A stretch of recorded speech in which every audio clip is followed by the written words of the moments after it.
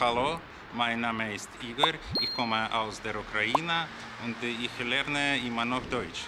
Aber jetzt, da ich Deutsch sprechen kann, möchte ich Deutschland besser kennenlernen. Deshalb versuche ich deutsche Zeitungen und Bücher zu lesen.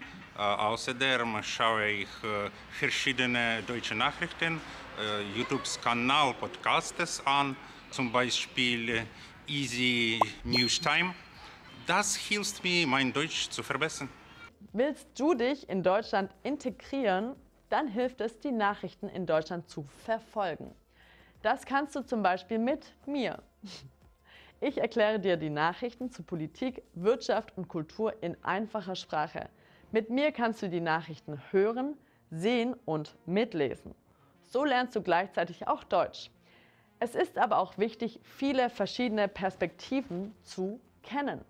Dazu gibt es viele Nachrichtenangebote in Deutschland. Welche? Das sage ich dir jetzt. Los geht's!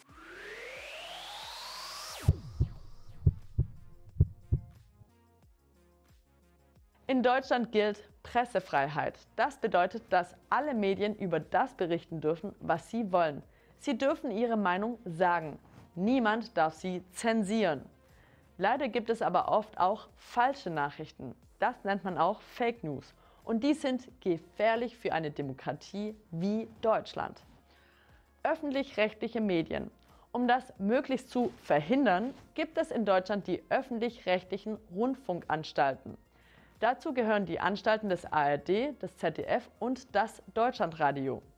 Sie sind nicht privat. Das bedeutet, sie werden vor allem durch Gebühren finanziert. Diese Gebühr heißt Rundfunkbeitrag. Jeder Haushalt in Deutschland muss den Rundfunkbetrag zahlen. Das sind etwa 18 € pro Monat.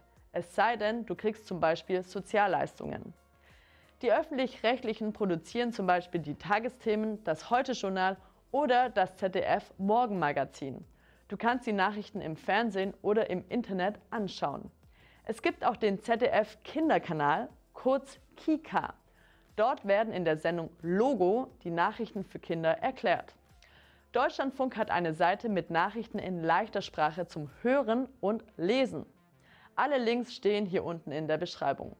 Für junge Leute gibt es auch das Content-Netzwerk Funk. Sie haben viele unterschiedliche Formate, um sich unter anderem über die Politik und Geschichte in Deutschland zu informieren.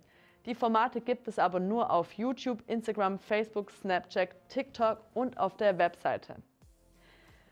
Private Medien. Private Sender wie RTL, ProSieben oder Sat.1 bieten auch Nachrichten. Hier liegt der Fokus aber oft auf Unterhaltung, denn diese Sender finanzieren sich vor allem durch Werbung.